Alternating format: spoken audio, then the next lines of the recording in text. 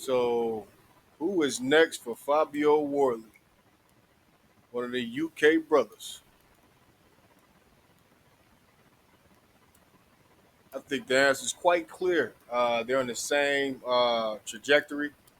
Moses Atama, uh, for sure. I think like if they ran into each other, it'll be a hell of a brawl. Moses Atama is real technical. He's not one.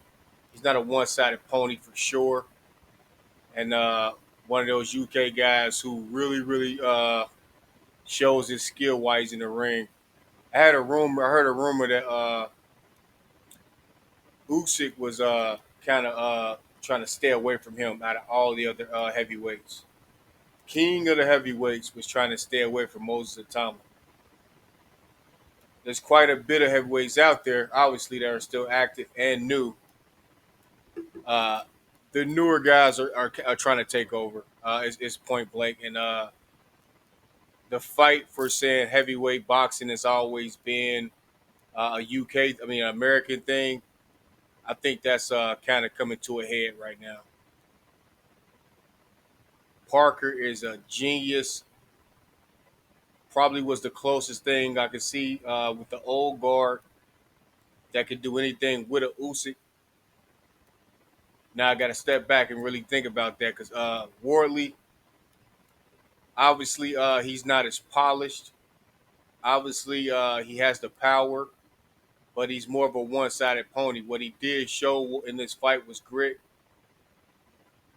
He hung in there. He was getting touched up. He was fighting smart, going to the body, kind of taking the wind away from Parker. And over time, you saw that started working his way out. And the first round was pretty decent. Parker stayed away from the right hook for the most part. They both were touching each other's body. It was a fill out round, but it was a strong fill out round. In the second round, uh, Wardley kind of took him back to the ropes, and I kind of thought it might have been a telltale point where uh, that might have been like his telltale sign of when he was going to take over. That when you got a horse that's hurt, you gotta take him to pasture and put it and take him out. He was hitting him with that hook and uppercuts in there in that second round. The second round was very similar to the 11th round. If you look real close at it, he got touched up real bad on the ropes. The only thing that was really different was uh, they weren't as clean. They were kind of hitting the gloves, but they were effective because they were thudding punches, and he was punching through it like a heavy bag. And the second round, he kind of moved. He stayed on that side of the ropes. In the 11th round, he rolled around to the right side of the ring to kind of get away from those punches. It was showing that he was more hurt than it seemed to be. Was it an early stoppage?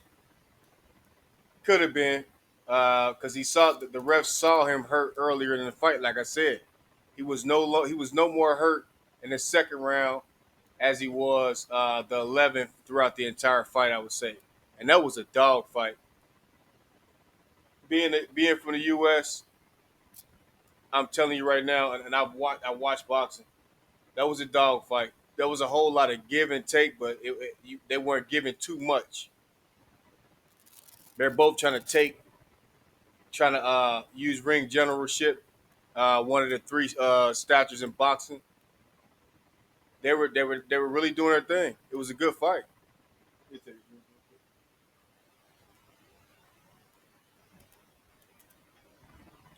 Do I think that any one of those fighters has a chance to beat a Usyk? Everybody has a fighting chance. Nobody's God. Nobody's perfect. So I won't say Usyk can't be beat. Do I think Usyk is going to be beat? A guy who's beat Tyson Fury twice, a guy who's beat Anthony Joshua twice, a guy who's beat all our favorite fighters' favorite fighter. No, I don't. But if anybody had a chance to do it, I think Moses Atama would be the one. Now to set up the eliminator, which this was an eliminator to fight Usyk. I think they should have stressed that out a little bit. I think it should have been the person who fights Atama and wins that fight after this, then that person fights Usyk. I think that's how it should have went. And this whole World Series of boxing thing that Dubai is doing right now, I think they all should have been included in that because they're all 12 and under fighters, all with an O still. Obviously, don't put Usyk there because he's the reigning champ. He has all belts. He's linear right now.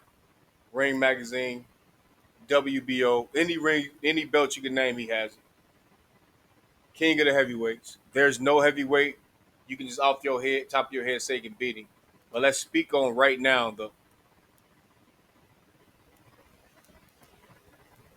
Nobody's beating Moses Atama unless he wants to be beaten. You have Ben as well, a taller guy at the weight class.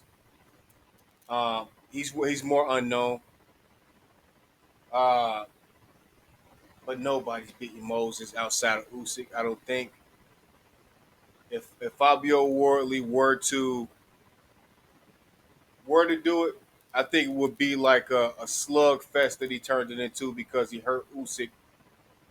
Because Usyk is vulnerable to the body, as we've seen with Dubois, who he's beat twice as well. Dubois hit him low. Obviously, it was a low punch. Everybody knows about that one. When Usyk went down, took a knee, and the referee didn't stop the fight because he was down so long. He just called it. Hey, he got hit. He got hit with a low body shot in the groin area, and the ref gave him a lot more time than he needed.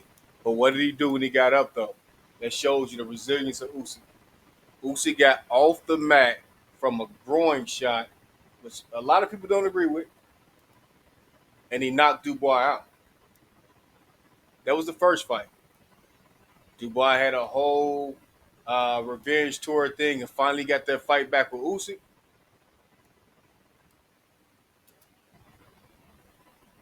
And what did he do? Usyk beat the, and I won't cuss on here because it's my channel, but Usyk beat the crap out of him. He beat him into submission. At no point in that fight did you really, really think that Daniel Dubois had a real chance of beating him outside of him cracking him, and he couldn't really touch him. I knew it was over when Dubois started aiming at the body, and he was aiming. It was kind of hitting Usyk low, but Usyk actually was like waving it off with his glove, and then out of nowhere, Usyk hit him with that 1-2 down the pipe, dropped him, had Daniel Dubois on the ground convulsing. This is the second fight.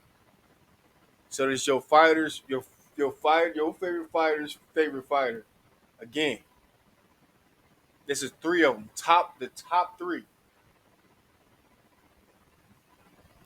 So back to my original statement. This won't be in my this won't be in my bio or nothing when I post this, but who's next for Wardley? Since he's so one dimensional, and since I do think that fight could have went either way, because to be honest with you, Joseph Parker was handling his business throughout this whole fight. If I'm being completely honest,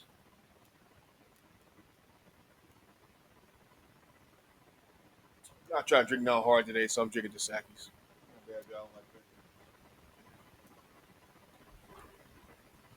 Yeah, Joseph Parker was winning that fight on all cards to me.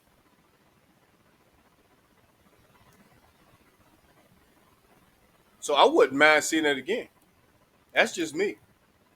I say do it again because he had him hurt multiple times, and it was only so many times where Parker actually was trying to get him out there. He kept throwing the hook.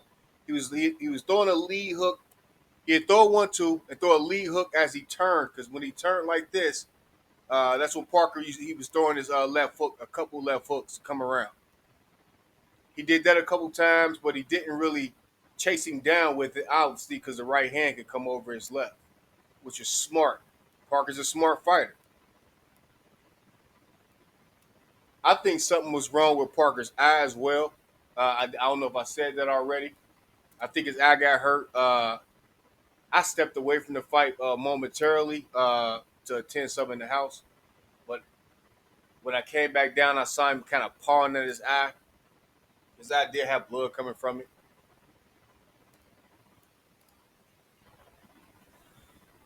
So I'm thinking maybe he might have broke that orbital bone at some point with that looping ass shot. And that's Wardley's left hand, by the way, not right hand. No, that's Wardley's. Yeah, let me see. That's Wardley's left hand. Yeah, he looped that so fucking hard, man. He was cracking him, and it was the same eye he was touching because he was touching his right eye. I would lean towards if he were to pick another opponent right now as a matchmaker, things have been getting a lot more interesting. They've been matching people up just like this fight.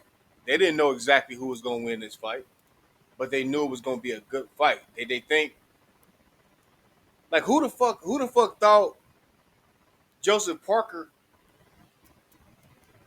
could do damage like he has in his last couple of fights?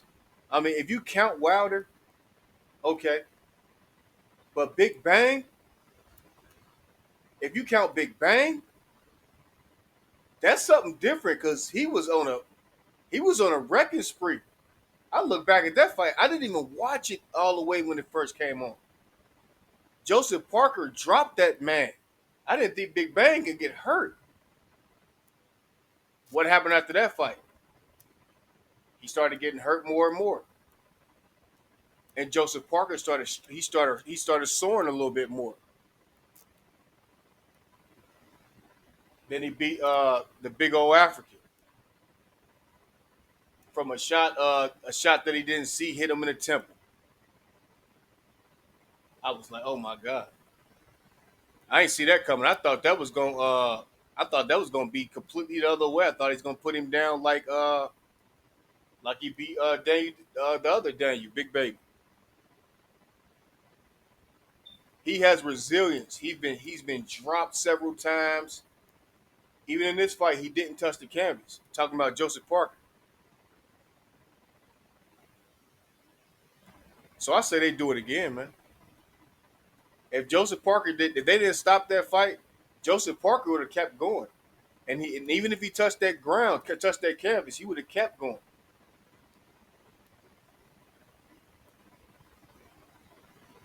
Let him go ahead and see what it is. If it's one fight away or if it's the next fight, I would watch that fight tomorrow if they did it. I don't mind it. If it's quick, if it's sooner or later, I don't matter. I don't mind. Matchmakers like to build up fights though, so it might be a fight in between, so it can build up that way. Obviously, they're both going to be on the suspension right now. That's going to be automatic. Whenever you got to go to the hospital, you're going to get suspended for a little bit. But fighters tend to sit out that time anyway. It might be different in the UK though.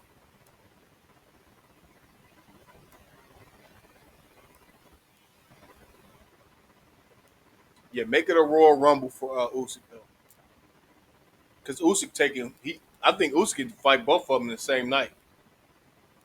That motherfucker got stamina and gas. Usyk trains underwater. He does ballet. He's hard to touch. So when you finally touch Usyk's body,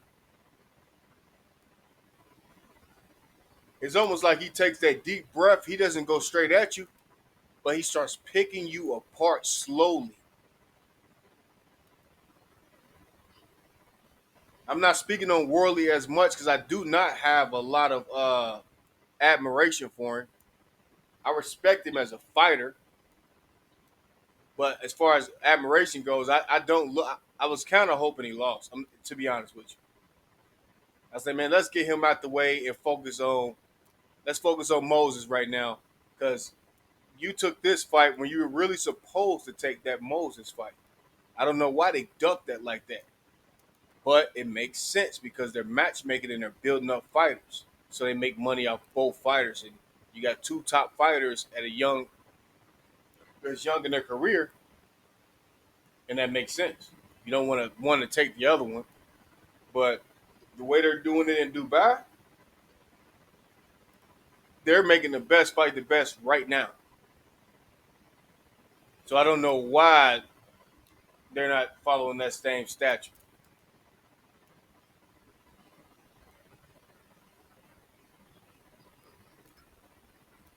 Yeah, let's do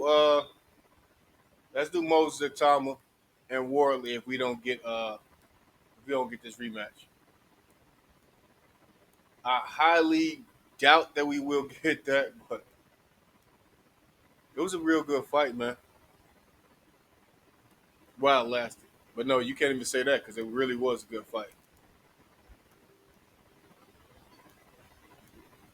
But yeah, this is D Greg's Boxing Network. I'm gonna let y'all go.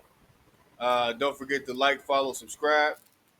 And just remember, guys, if y'all want me to start going to these gyms again and stuff like that, y'all got to get those subs up. The count is not moving.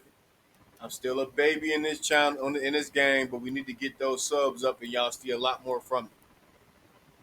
But yeah, this is D Greg's Boxing Network. I'm about to start bringing guests on, letting y'all hear their spills and stuff like that.